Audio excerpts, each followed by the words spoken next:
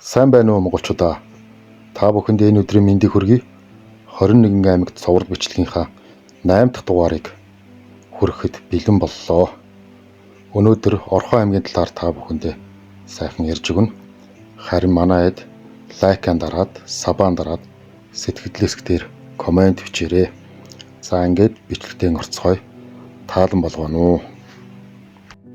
Орхон аймгийн Эрдэнэт хот нь Эрдэнэтийн овооны арын сайхан хөндөд 1973 онд шаваад тавьж 1974 оноос Булган аймгийн Эрдэнэт хороо нэртэйгээр засаг захиргааны нэгжийн хувьд анх үүсгэн байгуулагдсан хурдан тэлж хүн ам нь огцон мөсөнд бол хороог 1976 онд Эрдэнэт хот болгон зохион байгуулсан.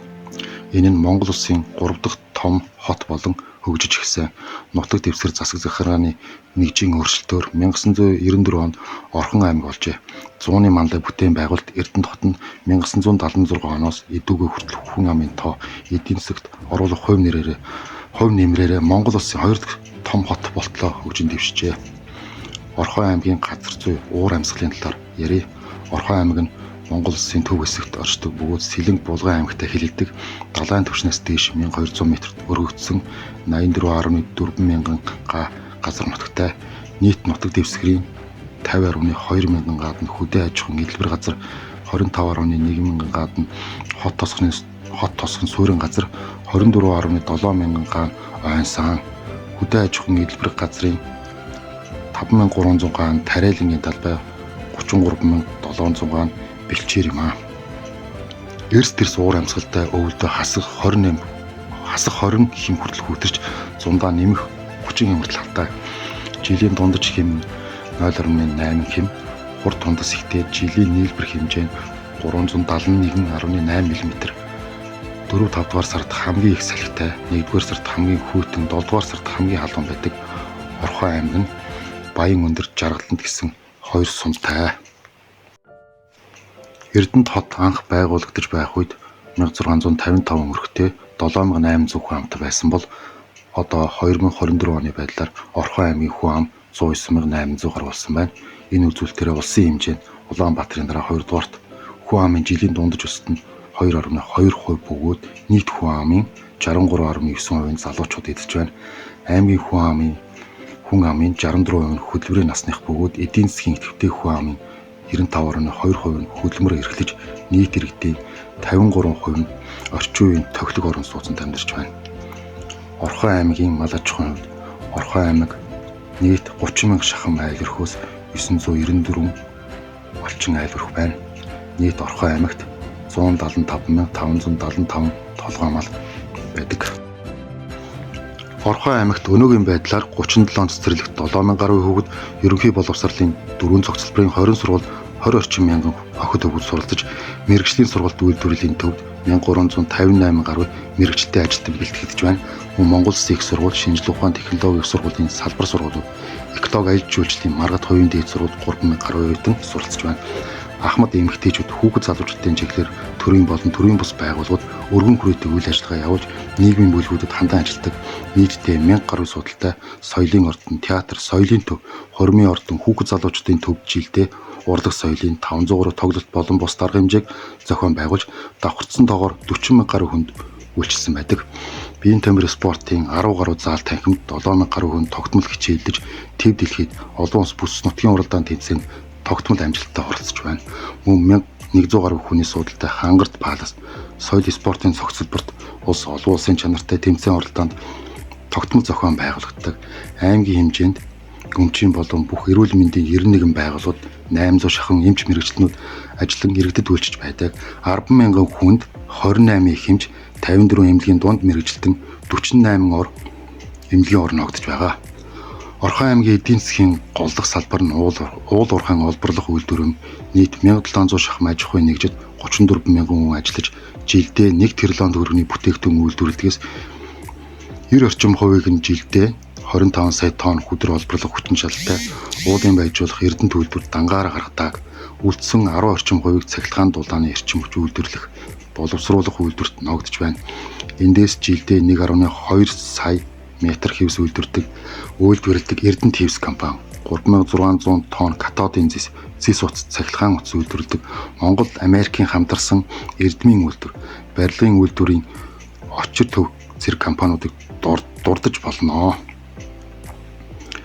Орхон аймагт нийтдээ 50-аад аж ахуйн нэгж газар тариалангийн үйлдвэрлэлд эрхлэж жилдээ дунджаар 2000 гаруй тонн үр тариа, 5000 орчим тонн төмс, 4000 орчим тонн хүнсний ногоо хураан авч 9000 орчим тонн хадлан бэлтгэдэг.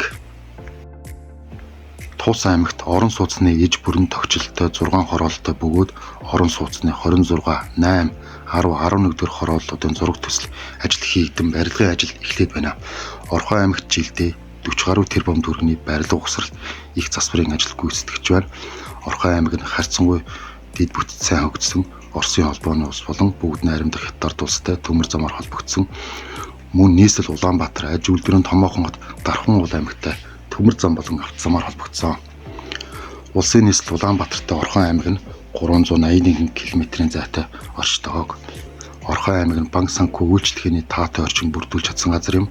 Монгол улсын төв банк болох Монгол банкны салбараас гадна хаан, худалдаа хөгжлийн банк, Монгол шуудан банк, төрийн банк, хас банк, голомт банк гэх мэт салбарууд нь иргэд аж ахуйн нэгж санхүүгийн өргөнд сар хүрээтэй үйлчлэгээ санал болгодог.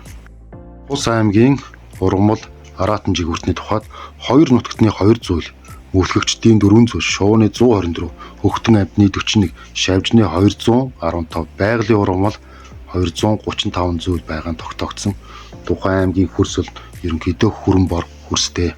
Аймтдын тухайд үүнээс хондон янгэр, хумин нугас, шивэр, хөтөв, дагуур ятуу, нургын сойр зэрэг агнуурын ач холбогдолтой шууд бүртгэгдсэн байна. Харин онцолж хэлэхэд хотын төв тагтаа улаан хошууд хар хэрэг хон хэрээний тоо олширчээ. Мөн Эрдэнэт хотын ойр орчимд элбэг тааралтай байсан бор гөрөөс ховрдож тарвны тоотлогоо нэмэгдээгүй байна. Энэхүү ан амьтад нь ховрдож байгаа нь жоохон харамсалтай. Орхон аймагт түүхийн болон байгалийн үзэсгэлэнт газрууд цөөнгүй бий.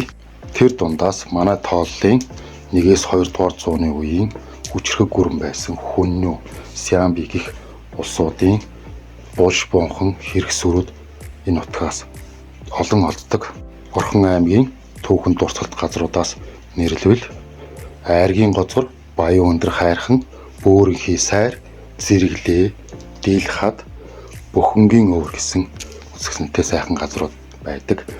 Энэ дундаа булш бонхон хэрэгсүүр эртний Хүннү, Сямбиг өрний үе. Манай монголчууд Эрдэнэт хот Дархан уул Орхон аймаг руу аялахаар бол эдгээр газруудыг заавал үзээрэй гэж зөвлөё.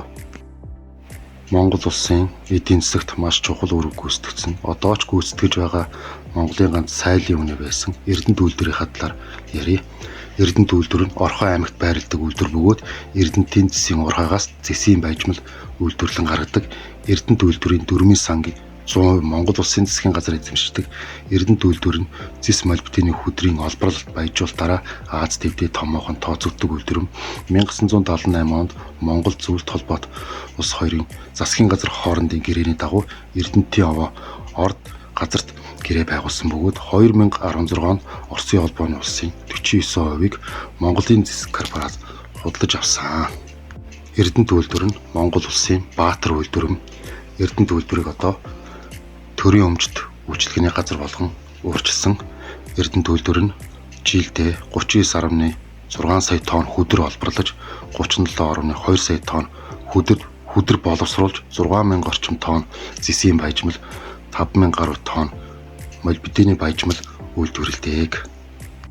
Монгол улс болон Монгол улсын эдийн засагт Эрдэнэт үйлдвэрийн эзлэх байр суурь хувь нэмрийн талаар ярил 6850 ажилтнтай Монгол улсад ажил эрхлэж буй иргэдийн 0.6%-ийг эзлэн үйлдвэрлэл нь 3.4 их найт төгрөгт хүрсэн Монгол улсын дотоодын нийт бүтээгдэхүүний 6.3% болон төсвийн орлогод 1.8 их найт төгрөг төвлөрүүлсэн. Энэ нь Монгол улсын нийт төсвийн орлогын 10.5%.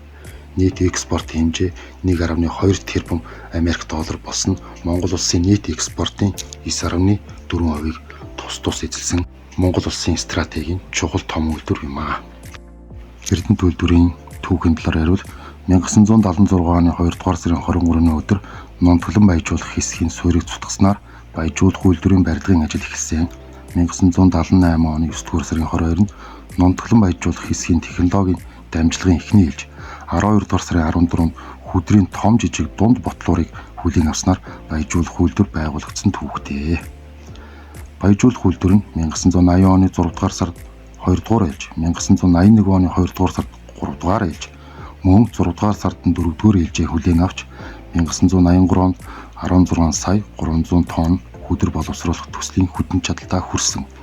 Улмаар 1989 онд 5 дугаар ээлж, 1994 онд 6 дугаар ээлжийг ашиглалтанд оруулсан.